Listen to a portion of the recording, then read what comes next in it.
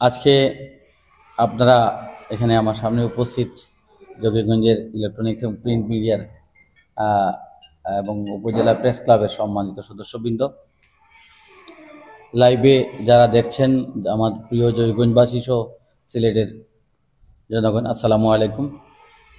আমি প্রথমেই আজকে আমার নিজের উপজেলায় থেকে আমার একটা প্রোগ্রাম শুরু করছি। সেটা হলো যে আমরা উমেন্স মডেল কলেজ, আপনারা জানেন 12 বছর পার করেছে ইতিমধ্যে আপনাদের দোয়ায়, এবং 12 বছর পূর্তি উপলক্ষে আমরা একটা অনুষ্ঠান ইনশাল্লাহ করব।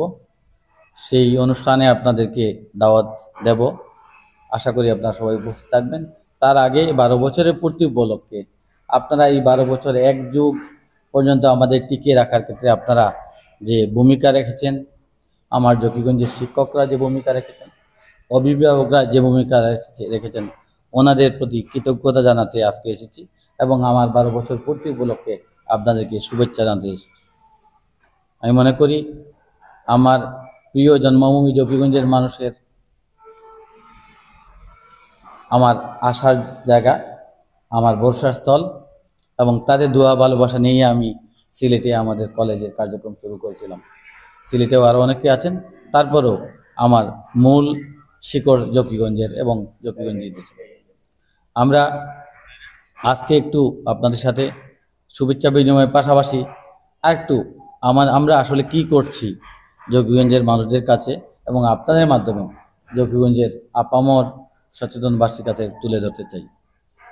আপনারা জানেন ওমেন্স মডেল কলেজ 2013 সালে যাত্রা শুরু করে আজকে 12 বছর পূর্তি, এবং আমরা মাত্র 44 জন স্টুডেন্ট দিয়ে শুরু করেছিলাম। করোনার 2-3 বছর বেশ জর্জরটা গেছে, আপনারা জানেন শিক্ষা ব্যবস্থা সারা দেশে। তারপরে আলহামদুলিল্লাহ আমরা 12 জন শিক্ষক তখন ছিলেন 13 সালে। এখন আমার 41 জন স্থায়ী শিক্ষক এবং 6 শতাধিক শিক্ষার্থী। আপনাদের দোয়া এবং ভালোবাসায় আমরা আমাদের কোয়ালিটি মেনটেন করে এগিয়ে যাচ্ছি। আমরা ইতিমধ্যে সিলেট বোর্ডে কয়েকবার শতভাগ রেজাল্টের পাশাপাশি আমরা সিলেট বোর্ডে দ্বিতীয় স্থান অর্জন করতে সক্ষম হয়েছি। আমাদের প্রতি বছর আমাদের শিক্ষার্থীরা বিভিন্ন মেডিকেল বিশ্ববিদ্যালয়ে চান্স পাচ্ছে। এটা আমাদের অর্জন এবং আপনাদের দোয়া এবং ভালোবাসার ফসল। আমরা আসলে কি করছি? ওমেন্স মডেল কলেজ, আমি এর আগে 2013 সালের আগে আর একটা কলেজ ছিলাম দীর্ঘ 12 বছর, এবং তখন থেকে ওই 12 বছর আমি সিলেট শহরে থেকে উপলব্ধি করলাম যে সিলেট শহরে মফস্বলে যেসব মেয়েরা যায় তারা গিয়ে আসলে অনেক ক্ষেত্রেই ক্ষতিগ্রস্ত হয়। যে প্রত্যাশা, যে স্বপ্ন নিয়ে যারা সিলেট শহরে যায়, সেই জায়গায় গিয়ে বাস্তবতা ভিন্ন হয়ে যায়। তাদের নিয়মিত অনেক কলেজে ক্লাস হয় না, সারা বছর ধরে পরীক্ষা থাকে, তখন তাদের প্রাইভেটের জায়গায় দৌড়াদৌড়ি করতে করতে স্যারদের বাসায় 3 জন 4 জন 5 জন স্যারদের বাসায় যাওয়া আসা, এটা মেয়েদের পক্ষে সম্ভব হয় না। যাদের বাসা নাই তাদের মেয়েরা মেসে থেকে এই যে যাওয়া আসার নিরাপত্তাহীনতায় ভুগে, এবং এটা আদৌ খুব কঠিন একটা কাজ হয়ে যায়, এবং এরা শেষমেশ তাদের স্বপ্নভঙ্গ হয়, বাবা মার স্বপ্ন ভেঙে যায়, এবং অনেকেই খারাপ রেজাল্ট করে আবার ব্যাক করে গ্রামে ফিরে আসে। সেই জায়গা থেকে আমার মনে একটা দাগ কাটে যে আবাসিক সুবিধা সহ একটা কলেজ, বিশেষ করে মফস্বলে মেয়েরা আছে, যাতে একটা ভালো পরিবেশ পায় এরকম একটা প্রতিষ্ঠান করার দরকার। এখান থেকে আমি নারী শিক্ষা প্রতিষ্ঠানে, আপনি অনেকেই জানেন আমি 12 বছর একবারে বেরি বিগিনিং থেকে প্রথম 12 বছর স্কলার সময় ছিলাম, একবারে যাত্রার লগ্ন থেকে, এবং সেখান থেকে এসে সেই জায়গা থেকে আমি ওমেন্স মডেল কলেজের প্রতিষ্ঠা করি। আমি আমার এখানে একটা ESD ফাউন্ডেশন নামে একটা ট্রাস্ট আছে, ট্রাস্টের উদ্যোক্তা একজন আমি, এবং আমরা 2013 সালে এই কলেজটা শুরু করি। নারী শিক্ষার প্রসার ঘটানোর উদ্দেশ্যেই আমরা বিশ্বাস করি একমাত্র নারী সমাজকেই যদি সঠিক নৈতিক আদর্শ মূল্যবোধ দিয়ে শিক্ষিত করা যায়, তাহলে এই দেশের পরিবর্তন আনা সম্ভব, এবং সেই বিশ্বাস থেকেই আমরা নারী শিক্ষা প্রতিষ্ঠানের জন্য কাজ করছি। আমাদের কলেজের অন্যতম যে বৈশিষ্ট্যগুলো হলো, প্রথমত আমরা যেটা দেখি সেটা হলো নিরাপত্তার জায়গাটা। শতভাগ নিরাপদ একটা ক্যাম্পাস আমরা প্রোভাইড করছি। আলহামদুলিল্লাহ, আপনারা খোঁজ নিয়ে দেখবেন সিলেট শহরে আমাদের ক্যাম্পাসে একজন শিক্ষার্থী গেলে তার ক্যাম্পাসটা শতভাগ নিরাপদ। এখান থেকে ক্যাম্পাস থেকে বের হতে গেলে তার ক্লাস টিচারের পারমিশন লাগবে, তারপরে অফিস থেকে আবার তার গার্জিয়ানের সাথে যোগাযোগ করা হবে। ক্লাস টিচার পারমিশন দিতে গেলে সুপারিশ করতে গেলে অ্যাপ্লিকেশনে একবার গার্জিয়ানের সাথে যোগাযোগ করতে হয়, তারপরে অফিস থেকে আবার কনফার্ম করা হয় মেয়ে কীভাবে যাবে, কে এসে নিয়ে যাবে, অ্যান্ড দেন আমার কাছে পাঠানো হয় যে এই প্রক্রিয়ায় সে যেতে চায়, তার গার্জিয়ানের বই চাচ্ছে। তারপরে আমি পাস কার্ড দিয়ে যখন অ্যাপ্রুভ করি তখন একটা বাচ্চা গেটের বাইরে যেতে পারে। সো একেবারেই নিরাপদ। একটা মেয়ে কলেজে যদি নিয়মিত আসে, আসার পরে নিরাপত্তা আমরা শতভাগ দিয়ে থাকি।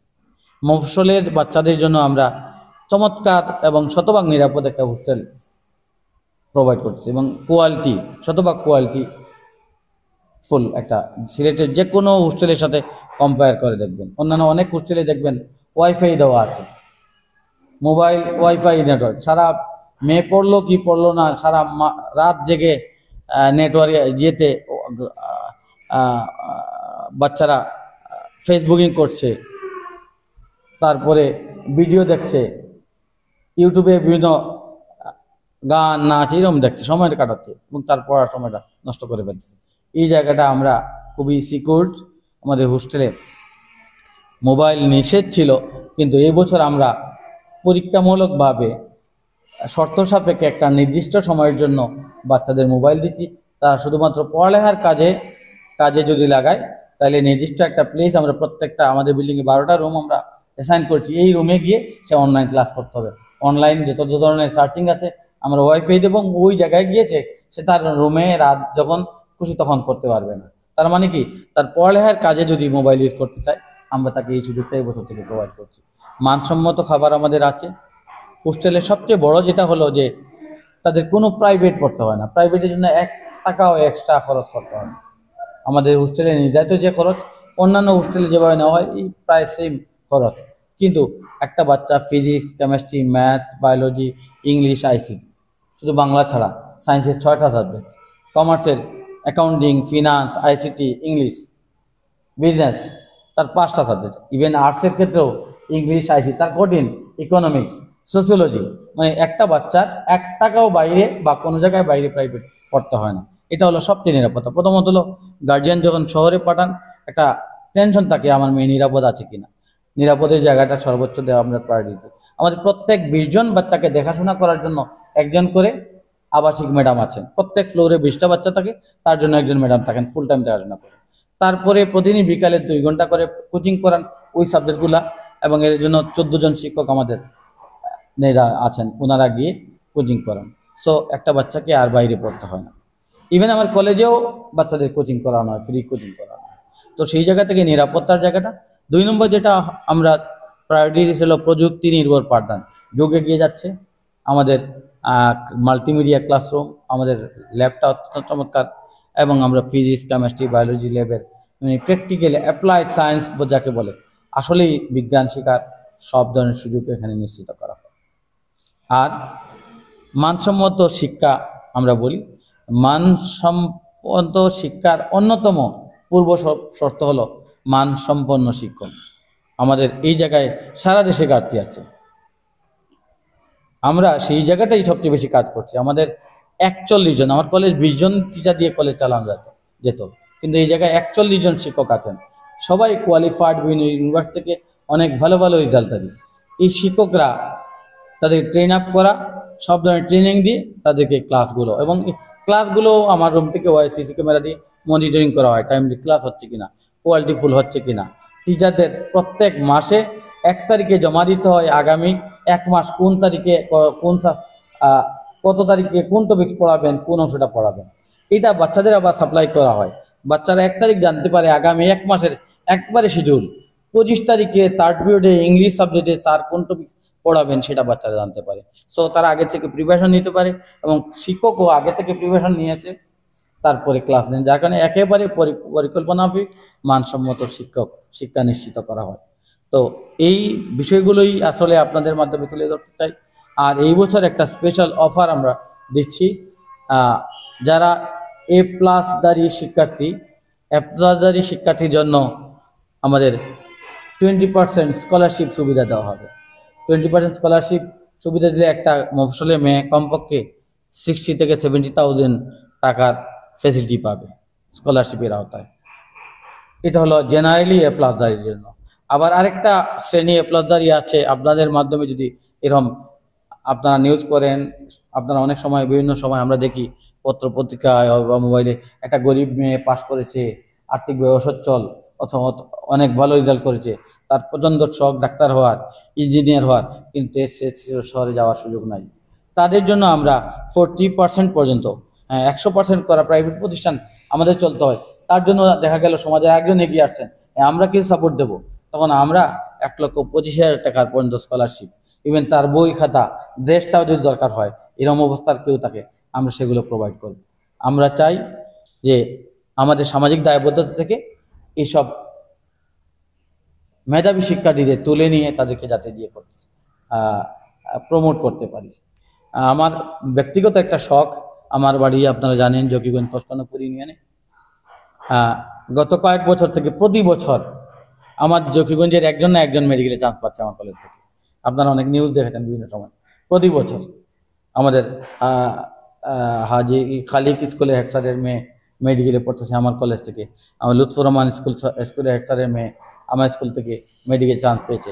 আমাদের ইসামতি স্কুলের একটা মেয়ে গত বছর সুমাইয়া মেডিকেল চান্স পেয়েছে। আমাদের গঙ্গা জুবেদ আলী স্কুলের স্কুল সেকশনের পরে আমার এখানে হাই স্কুলে চলে গেছিল না 9 থেকে গঙ্গা জলবাড়ি, একটা মেয়ে মেডিকেলে পড়ছে।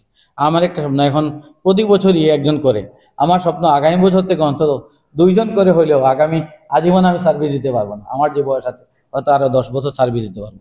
এই 10 বছরে প্রতি বছর 2টা মেয়েকে যদি মেডিকেলে আমার জয়গঞ্জে চান্স পাওয়া হইতে পারে, তাহলে আরো 20টা মেয়ে আমি প্রমোট করে গেলাম, এটাও হয়তো আমার সার্থকতা থাকবে। তো সেই ক্ষেত্রে আপনাদের সহযোগিতা চাই।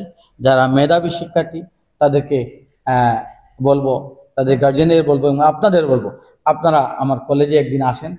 আপনার যার যখন সময় হবে আপনারা একটু আজকে যা বলছি এগুলো যাচাই করেন, দেখেন আসলে যদি সেগুলো সত্য হয় থাকে, তাহলে এটাকে একটু আমাদেরকে সাপোর্ট দেবেন, আর একটু তুলে ধরবেন, যাতে করে আমার জকিগঞ্জের মেয়েরা উদ্বুদ্ধ হয় এবং তারা যাতে একটা ভালো সাপোর্ট পায়। তো এই মোটামুটি খুব লম্বা সময় আপনাদের নিতে চাই না। আপনারা আমার কথা শুনছেন, কথা শোনার জন্য এসেছেন, আপনাদের সকলের প্রতি আমার WMC পরিবারের পক্ষ থেকে, ESG ফাউন্ডেশনের পক্ষ থেকে কৃতজ্ঞতা। গত 12 বছর যে আমরা এগিয়ে আজকের এই জায়গায় এসেছি, এটা কিন্তু এটার অন্যতম একটা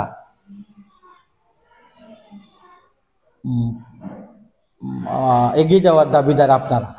আপনারা আমাদের সাপোর্ট দিয়েছেন, আপনারা আমাদের সহায়তা করেছেন, পরামর্শ দিয়েছেন, আমাদের বিভিন্ন নিউজ বিভিন্ন জায়গায় প্রচার করেছেন, এবং আপনাদের মাধ্যমে মানুষ জেনেছে এবং আমার কলেজে এসেছে। সো আমি মনে করি এটার দাবিদার আপনারা, এইটার অংশীদার, এগিয়ে যাওয়ার অংশীদার আপনারা। এবং আগামীতেও এই যোগ পূর্তিতে আপনাদের অগ্রিম দাওয়াত দিয়ে যাচ্ছি, আমি ডেট এবং অফিসিয়ালি আপনাদেরকে চিঠি দিয়ে ইনভাইট করব। আর আগামীতেও আমি চাই আপনারা আরও বেশি করে আমাদের সাথে থাকবেন। আমি একজন জকিগঞ্জি ছেলে হিসাবে, আপনাদের ভাই হিসাবে, আপনাদেরও প্রত্যাশা আমার প্রতি বেশি থাকবে আমি মনে করি, এবং আমিও মনে করি আমার জকিগঞ্জের মানুষের আমার প্রতি তাদের প্রত্যাশা বেশি থাকবে। সেই প্রত্যাশা পূরণ করার সর্বোচ্চ চেষ্টা করব। আমি আমাদের জকিগঞ্জের সবাইকে পারবো না, আমার জায়গা থেকে অন্তত জকিগঞ্জের মেয়েদেরকে একটু প্রমোট করতে চাই, একটু তুলে আনতে চাই। শুধু মেডিকেল না, ইউনিভার্সিটি লেভেলের বিভিন্ন জায়গায় দেশের বাইরে প্রচুর মেয়ে চান্স পাচ্ছে।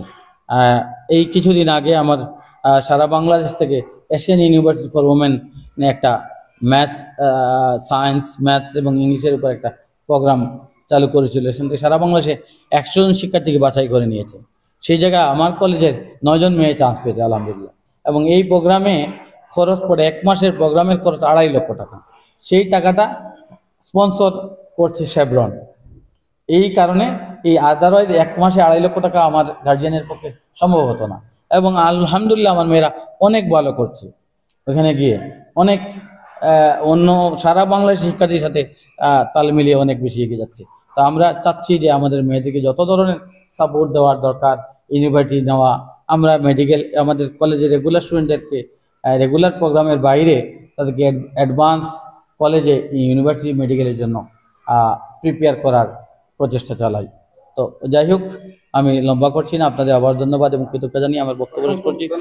আর আপনাদের যদি কোনো কোয়েশ্চন থাকে সেই কোয়েশ্চনগুলো আমি একটু জবাব আমরা দিবেন। জকিগঞ্জ উপজেলা প্রেস ক্লাবের সাংবাদিকরা যখন ওএমএস মডেল কলেজের বিষয়টা নিয়ে জানে, তখন স্বতঃস্ফূর্তভাবে উপস্থিত হওয়ার চেষ্টা করেছে। তখন থেকে আসলে হয়তো বোঝা যায় যে আপনার ওএমএস মডেল কলেজের প্রতি সবারই একটা আন্তরিকতা রয়েছে। কিন্তু এখানে আপনি অনেক বিষয় উল্লেখ করেছেন, যাতে অনেক প্রশ্নের জবাবও এখান থেকে বেরিয়ে আসে। তো আসলে আমাদের জ্যোতিগঞ্জ উপজেলা প্রেস ক্লাবের সাংবাদিকদের জনমনে যদি কোনো এই প্রশ্ন থাকে, অবশ্যই করতে পারেন। আচ্ছা, এই যে দরিদ্র মেধাবী ছাত্রছাত্রীদের জন্য আসলে কি রকম আপনারা সুযোগ সুবিধা আছে? প্রথমত হলো যে আহ, প্রথম আমি বলছি স্কলারশিপ ফেসিলিটিটা এপ্লাসদারিদের জন্য। এই এপ্লাসদারি যে মেয়ে যাবে তে হোস্টেল এবং কলেজে দুইটা জায়গায় 20% সুবিধা পাবে, এবং সেটা তার 2 বছরে 70,000 টাকার, অলমোস্ট 70,000 টাকার, 68 থেকে 70,000 টাকার ফেসিলিটি সে পাবে। আমাদের এই ফেসিলিটির মাধ্যমে তার ছাড় পাক, আমরা বলি এটা গার্জিয়ান পাবে না, এটা স্টুডেন্ট পাবে। আমি অনেক সময় আর্থিকভাবে সচ্ছল গার্জিয়ানদের বলি, আপনি টাকা কম দিতে পারবেন, আমি পুরো টাকা দিন, আর এই টাকাটা আমি আমার মেয়েকে দেবো, তার একটা অ্যাকাউন্ট করেন, তাকে উদ্বুদ্ধ করেন। এটা মূলত উদ্বুদ্ধ করার, মেয়েদেরকে প্রমোট করার জন্য। সে প্লাস পেয়েছে, তার একটা পুরস্কার হিসেবে মান্থলি 3,000 টাকা ছাড় পেলো, সে মনে করলো যে এই টাকাটা আমার, পরে হয়তো বাবাকে দিয়ে দিল, কিন্তু আমি এভাবে প্রেজেন্ট করার চেষ্টা করি মেয়েরা যাতে উদ্বুদ্ধ হয়। আর্থিক অসচ্ছল যারা, তাদের ক্ষেত্রে সেই জায়গাটা মান্থলি অলমোস্ট 5,000 করে তার ছাড় পাওয়ার সুযোগ আছে, এবং তার 2 বছরে 1,25,000 টাকার ছাড় পাওয়ার সুযোগ আছে। এর বাইরে কোনো বাচ্চা যদি আরও খারাপ হয়, তার ড্রেস দরকার, সেটাও আমরা দেখার চেষ্টা করি। তার 5,000 টাকা, এটা এখন বইয়ের দাম অনেক বেশি, 5-6 হাজার টাকার নিচে বই কিনা যায় না, সে গরিব একান্ত। আপনি মনে করেন, আপনি বললেন ভাই আমি যোগ্যগঞ্জ থেকে, এই মেয়েটা আসলেই গরিব, তার বইটাও আমরা দেওয়ার চেষ্টা করি। আমরা মূলত যত ধরনের সাপোর্ট দেওয়ার, আর সবচেয়ে বড় যেটা হলো তার প্রাইভেটের পিছনে, আপনারা সিলেটে যারা অনেকে এখানে আমার পরিচিত, সেটা আপনারা আত্মীয় বাচ্চা কাচ্চা পড়ালেখা করে, আপনি কোন দিয়ে দেখেন সিলেটে সরকারি একটা কলেজেও পড়ালেখা করলে তার প্রাইভেট পিছনে 15 থেকে 20 হাজার টাকা খরচ হয়। ফরিজ মাত্র কলেজে আমাদের হোস্টেলে 10,000 টাকা, তার মধ্যে ছাড় আছে, স্কলারশিপ হলে তার এটা 6,000 টাকায় আসতে পারে, 8,000 টাকায় আসতে পারে। তার প্রাইভেটের পুরো একটা টাকা খরচ করা লাগতেছে না। আমরা কলেজেও ফ্রি কোচিং করে, একটা পরীক্ষার পরে যদি দেখা যায় কেউ ফিজিক্সে দুর্বল, কেমিস্ট্রি দুর্বল, তাকে সেই সাপোর্টটা দেওয়া হয়। আচ্ছা, আমার একটা প্রশ্ন হচ্ছে, আপনারা তো মেয়েদেরকে নিয়ে কাজ করছেন, জি। তো ছেলেদের নিয়ে কি কোনো পরিকল্পনা রয়েছে কিনা? আহ, আমি প্রথমত বলি, আসলে ছেলেদের, আমি প্রথমে বলেছি ছেলেদের অনেক অপশন আছে, কিন্তু মেয়েদের জন্য আসলে সিকিউরড অপশন কেউ, যেমন মেয়েদের ভালো একটা হোস্টেল নাই সিলেট শহরে, একটা হোস্টেলও নাই। সরকারি হোস্টেল আছে, কিন্তু আপনারা সরকারি হোস্টেল তো আসলে যে অ্যামাউন্ট নেওয়া হয় 1,000 টাকা, 1,200 টাকা, এবং এটা একটা যেতে আরেকটা কোম্পানিকে দেওয়া হয়, এবং ওই কোম্পানি ওই 1,200 টাকার মধ্যেই তাকে সার্ভিস দেয়।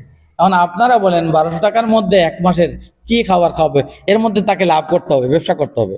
তো আসলে কোনোভাবে, এবং তাদের একটা রুমে 4 জন, 5 জন, 6 জন, এবং কোনো কলেজে দাম নিচ্ছি না। একটা সরকারি কলেজে দেখেন, একটা যেসব কলেজে অনার্স মাস্টার্স আছে, সারা বছর ধরে ইন্টারমিডিয়েট রেগুলার পরীক্ষা আছে, অনার্স ইন্টারমিডিয়েট পরীক্ষা 1 মাস 1.5 মাস যায়, তার ইন্টারনাল ফার্স্ট ইয়ারের পরীক্ষা, ডিগ্রি পরীক্ষা, মাস্টার্স পরীক্ষা, অনার্স ফার্স্ট ইয়ার, সেকেন্ড ইয়ার, third year, fourth year, masters first year, second ইয়ার, বছরে 12টা পরীক্ষা থাকে, ইন্টারমিডিয়েট পরীক্ষা থাকে, আর ক্লাস করার সুযোগ নাই। তো তখন তারা গিয়ে আসলে মেধাবী, কিন্তু পরে গিয়ে অনেক বিপদে পড়ে যায়, টিচারদের কাছে যাইতে পারে না। তো এই জায়গাটা কিন্তু ছেলেদের অপশন আছে, ছেলেদের যে অনেক অপশন আছে, যার কারণে আমরা এই মুহূর্তে ইনশাল্লাহ আপনারা দোয়া করেন, আমরা যদি একটু ভালো জায়গায় যাইতে পারি, হয়তো ছেলেদের নিয়েও কাজ করবো। বাট মেয়েদের জায়গাটা আর একটু নিজস্ব একটা ক্যাম্পাস, আরও আমাদের স্বপ্ন অনেক, এবং আমরা আশা করছি, আমাদের একটা স্বপ্ন যে ভবিষ্যতে পারলে শুধু মেয়েদের জন্য একটা ইউনিভার্সিটি যদি পর্যন্ত যাওয়া যায় সিলেটে, এটা আমাদের স্বপ্ন। ছেলেদের অপশন আছে, সিলেটের মেয়ে অনেক ঢাকা শহরে যায় না, কুমিল্লা যাবে না, রংপুর যাবে না, তার সিলেটের অপশনটা কম। তো সেই জায়গায় সিলেটে মেয়েদের জন্য আমার মনে হচ্ছে মেয়েদের এই মুহূর্তে আমাদের কাজ করা বেশি উচিত।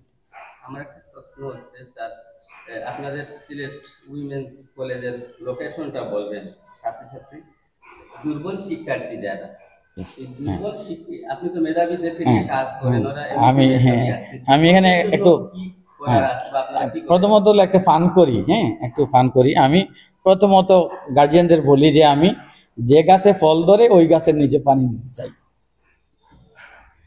যে গাছে ফল ধরে ওই গাছে। এখন আমাকে অনেক সময় গার্জিয়ান এসে বলে, স্যার আমার মেয়েটা পড়ালেখায় ভালো না, গাদা, ওটাই কোনোরকম ইন্টারমিডিয়েট পাস করলে বিয়ে দিয়ে দেবো। আমি বলি ফান করে যে আমার কলেজ তো গাদা পড়াই না, প্লিজ আপনি অন্য কোনো কলেজে নিয়ে না। আসলে দুর্বল বলে কোনো শিক্ষার্থী নাই, আমরা দুর্বল বানিয়ে ফেলি।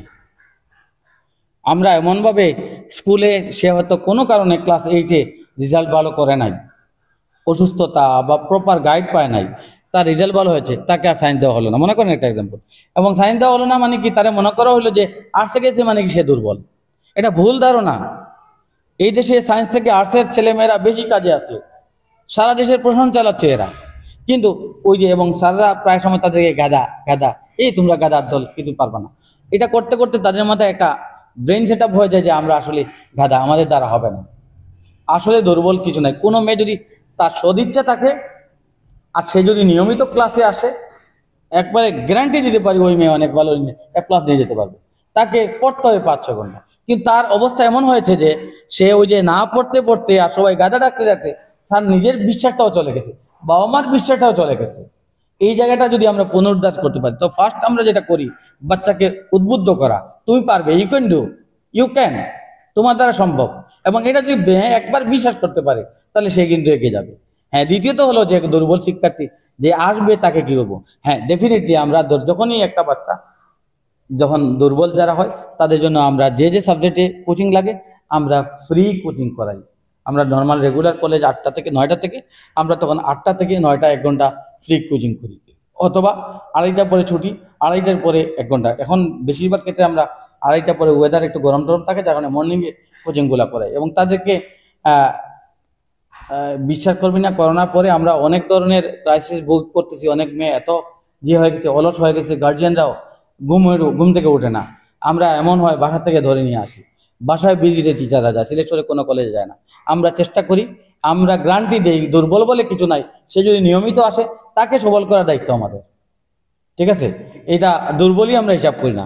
মানে সে আসবে, তার নিজের পড়ালেখা এগিয়ে যাওয়ার তার ইচ্ছা থাকবে, আমরা তাকে সবল করব। এবং তার জন্য যা দরকার, যত ধরনের কোচিং দরকার, 1 টাকা খরচ করা লাগবে না, শুধু নিয়মিত তাকে আসতে হবে এবং বাসায় আরো 4-5 ঘন্টা পড়ালেখা করতে হবে। আসলো কিন্তু বাসায় পড়লো না, তাহলে হবে না। এই জায়গাটা একটু আমাদের গার্জিয়ানদের সচেতনতার অভাব আছে। যে আর কোন আমাদের আরেকটি প্রশ্ন হচ্ছে, একাদশ শ্রেণীতে মেয়েদের ভর্তির ক্ষেত্রে বিবেচ্য বিষয় কি হওয়া উচিত বলে আপনি মনে করেন? আচ্ছা, প্রথমত হলো আমি ইন জেনারেল বলি, আসলে একটা আমাদের সিলেটে, ওভারঅল সিলেটে এই প্রবলেমটা ফেস করি প্রতি বছর। এটা পুরো সিলেটে, বিশেষ করে সিলেট মৌলভীবাজার সবচেয়ে বেশি। আমাদের থেকে সুনামগঞ্জের মানুষ অনেকটা সচেতন, হবিগঞ্জের মানুষ আরেকটু সচেতন। যেটা হয় যে একটা মেয়ে মনে করেন 3.50 পাইছে, আমি জাস্ট এক্সাম্পল দিচ্ছি, 3.50 পেয়েছে, গার্জিয়ান আমাকে বলতে, স্যার মেয়েটাকে আমি সায়েন্স পড়াতে চাই, আপনি কোনোভাবে আমাকে মেয়েটাকে ব্যবস্থা করে দেন। আমি একটু বলি, আমাদের এখানে 4 পয়েন্টের নিচে আবেদন করা যায় না তাই। উনি আমাকে বলতেছেন, স্যার আমাকে 3.50 পাইছে আপনি। আমি জিজ্ঞেস করি যে আপনি কেন পড়াচ্ছেন, আপনার তো একটা লক্ষ্য উদ্দেশ্য নিয়ে আগাবেন, কি উদ্দেশ্যে আপনি মেয়েকে সায়েন্স পড়াতে যাচ্ছেন? স্যার আমার মেয়েকে ডাক্তার বানাবো। তা আমি প্রশ্ন করলাম, আচ্ছা আপনার মেয়ে ডাক্তার হওয়ার জন্য তার কি যোগ্যতা থাকার দরকার, সেটা কি ধারণা আছে? না স্যার। আমি বললাম, তার তো রেজাল্ট এলাও করছে না, সে পারবে না। না স্যার, ইন্টারমিডিয়েট গিয়ে অনেক চেষ্টা করবে ইনশাল্লাহ, আমি শুনেছি আপনার কলেজে অনেক পড়ালেখা হয়, হোস্টেলে খুব সাপোর্ট আছে, A+ পাবে আমার মেয়ে। এবং আমি বললাম, আমি তখন বলি, আপনার মেয়ে যদি A+ পায় তারপরেও আবেদন করতে পারবে না, মেডিকেলে যাওয়ার সুযোগ নাই। এই জায়গাগুলো আমরা অনেকে না জেনে অনেক সিদ্ধান্ত নেই। ঠিক আছে, আমি জাস্ট শেষ করছি এটা এই কারণে, গার্জিয়ানদের এটা ইন জেনারেল জানার দরকার। এই বছর A+ পেয়েছে 1,43,000, এর মধ্যে অলমোস্ট 1,30,000 হলো সায়েন্সের, আপনারা জানেন। 1,30,000 থেকে মেডিকেলে চান্স পাবে আসলে কতজন? সিট কতটা আছে? মাত্র 5,000, সরকারি 5,100 সামথিং এরকম। এখন আপনি বলেন আপনার মেয়ে কতটা সম্ভাবনা আছে? 1,30,000 শুধু A+ আছে, গোল্ডেন A+ আছে মনে করেন 60,000, সিট আছে 5,000। আপনি এখন 4 থেকে চিন্তা করতেছেন A+ কভার দেবেন, আসলে খুব টাফ জব, এটা বাস্তবসম্মত না। সুতরাং এখন থেকে গার্জিয়ানদের উচিত এই টাইপের যে গার্জিয়ান যে সায়েন্স দেওয়ার ক্ষেত্রে আসলে গার্জিয়ানের আগে সায়েন্স আর্টস কমার্স হোক, আগে ঠিক করতে হবে আমি আর পথ কি, আমি কোন জায়গায় যাব, আমার টার্গেট ঠিক করে তারপরে তাদেরকে আগাইতে হবে। আমি সায়েন্স পড়ে, তারপরে অনেকে বলেন স্যার আমি নার্সিংয়ে পড়াবো, নার্সিংয়ের সিট কয়টা আমরা জানি না, নার্সিংয়ের সিট আছে 2,000 সিট নাই, প্রাইভেট নার্সিং মিলেও 5,000 সিট নাই, বুয়েটে 1,300 সিট, সব পাবলিক ইউনিভার্সিটি সিট মিলে 60,000 64,000। 64,000। ইউনিভার্সিটি, মেডিকেল, প্রাইভেট, সরকারি সব মিলে 70 থেকে 75,000 সিট আছে বা 80,000 সিট আছে, কিন্তু এ প্লাসই আছে কত? 1,40,000। বাকি আরো 70-80,000 এ প্লাসের জায়গা নাই। এখন আপনি 4 থেকে চিন্তা করতেছেন মেডিকেলে চলে যাবেন, এটা আসলে চিন্তা ঠিক না। তখন আপনার করা উচিত কি, এই কারণে আমি কথাগুলো বলছি এখানে, তখন চিন্তা করা উচিত গ্রুপ চেঞ্জ করা। কারণ হলো আমরা জানি না আর্টসে পাবলিক ইউনিভার্সিটি প্রায় 20-25,000 সিট আছে, কিন্তু সেখানে 5,000 এ প্লাস নাই।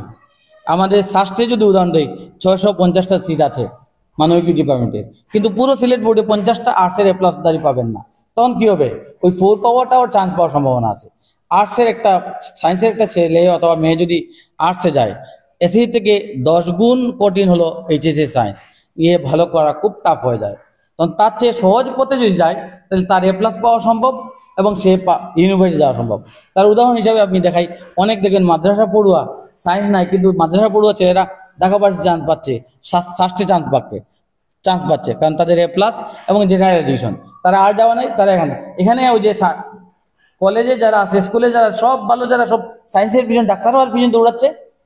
আর এই যে ভ্যাকেন্সি এখানে তৈরি হয়েছে, ভ্যাকুয়াম বা গ্যাপ, এখানে প্রচুর অপরচুনিটি আছে, কিন্তু এখানে স্টুডেন্ট নাই। আমরা সবাই চাই। তো আমি রিকোয়েস্ট করবো আমাদের জৈবনবাসীদের যে আপনারা এটা চিন্তা ভাবনা করে, যারা এটা বুঝে আপনার বাচ্চার কতটুকু সম্ভাবনা আছে, কোন দিকে গেলে ভালো হবে, এটা ঠিক আগে করে তারপরে সায়েন্স যাবেন, না আর্টস যাবেন, না কমার্স যাবেন। একজন আমরা হয় কি অনলাইনে টাচ করে গিয়ে অনলাইনে মোবাইলের দোকানকে বলি, হ্যাঁ কোন কলেজে অ্যাপ্লাই করবো, তারপরে অনলাইন মোবাইল দোকানদার ঠিক করে দেয়, তারপরে ভর্তি হওয়ার পরে রেজাল্ট খারাপ। এবার আপনারা জানেন এইচএসসিতে একটু গভর্নমেন্ট কড়াকড়ি করেছে এবং এটা খুবই ভালো একটা উদ্যোগ। কড়াকড়ি মানে কি, একটু জেনুইন রেজাল্ট আসা শুরু হয়েছে, আরও আসবে আগামীতে দেখবেন যে একেবারে 100% জেনুইন রেজাল্ট 50% নিচে নামতো, এখনো অনেক লিবারেলি খাতা দেখা হয়। সো ইন্টারমিডিয়েট গিয়ে এটা আরো বেশি হয়। সো এই জায়গাটা বুঝে শুনে আগানো দরকার। Thank you. আর যদি কোনো প্রশ্ন থাকে। আপনাদের মেডিকেল বিশ্ববিদ্যালয়ে চান্স পাওয়ার জন্য আপনাদের কলেজ থেকে কোনো ভূমিকা আছে? অবশ্যই আছে। আমরা এটা আমাদের একটা বিশেষ প্রোগ্রাম, আমরা একটা যেটা অন্য কোনো কলেজ করে না। আমরা যেটা করি, একটা 1 বছর পড়ার পরই আমরা first year, second year, internal, tutorial, semester 3-4টা পরীক্ষা নেওয়ার পর আমরা মোটামুটি অ্যাসেসমেন্ট করতে পারি কোন বাচ্চাটা কোন দিকে গেলে লাভ হবে। আমরা একটা পরীক্ষা নিই। কিছু ইউনিভার্সিটি আছে তারা এমসিকিউ বেসড, কিছু বাচ্চা এমসিকিউ দিয়ে ভালো করে, আবার কিছু বাচ্চা রিটেনে ভালো করে। আবার ঢাকা ইউনিভার্সিটি কিন্তু রিটেন পরীক্ষা নেয়, কিছু কিছু ইউনিভার্সিটি রিটেন পরীক্ষা নেয়। তো কিছু বাচ্চা আছে রিটেন পরীক্ষা নেয় এবং তার বেসিক ভালো, যারা রিটেনে ভালো করে তাদের জন্য একটা প্রেসক্রিপশন দেই, তুমি ওই লাইনে যাও। যারা শুধু এমসিকিউ প্যাটার্নে যারা ভালো করে তাদের জন্য এক ধরনের আমরা গাইড দিই।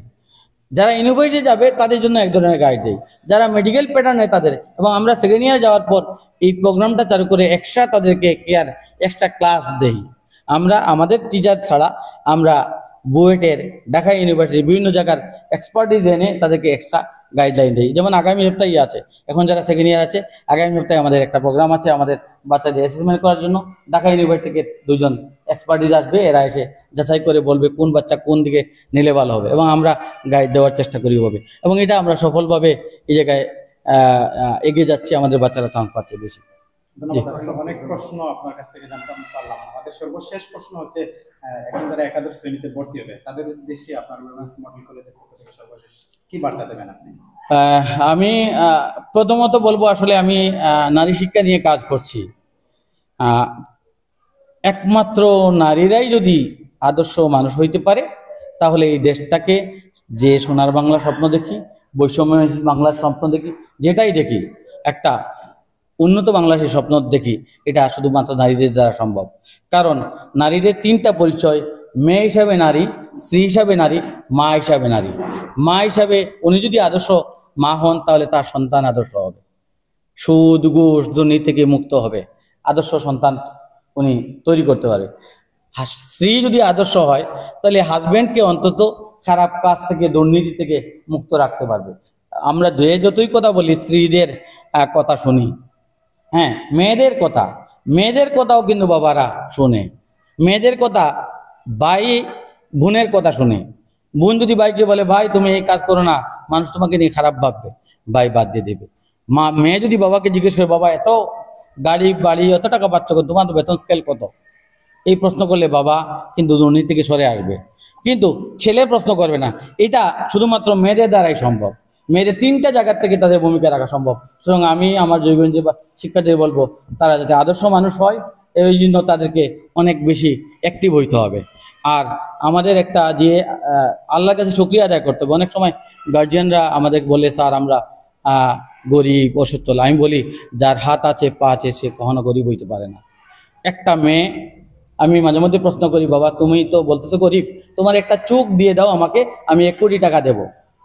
বলে না স্যার দেবো না। আমার তাহলে একটা হাত দাও কেটে নিয়ে যাই, 1 কোটি টাকা দেবো, দেবে না স্যার দেবে না। আমি বললাম তাহলে তোমাকে তোমার বাবাকে আমি 2 কোটি টাকা দেবো, তোমার বাবা তোমাকে আমাকে দিয়ে দেখ, আমার একটা মেয়ের দরকার। বললেন না স্যার আমার বাবা মাকে প্রশ্ন করি দিবেন আপনারা, বলেন না। আমি বললাম তাহলে আপনি মনে করতেছেন আপনার মেয়ের কোটি কোটি টাকার সম্পদ আপনার সন্তান, অত সন্তানের পিছনে ইনভেস্ট করেন না, সন্তানের পিছনে সময় দেন না। আপনার ব্যবসা নিয়ে প্রচুর ব্যস্ত, মেয়ে পড়ালেখা করছে কিনা এটা আপনি 1 ঘন্টা প্রতিদিন বিকালে একবার সময় দেন না। সকালে মেয়েকে বাবা তুমি খাইছো, সেই কলেজে যাচ্ছ কিনা এটা ইনশিওর করার জন্য বাবা সময় দিচ্ছেন না। এই জায়গায় আমি গার্জিয়ানদের বলবো প্লিজ আপনারা এগিয়ে আসেন।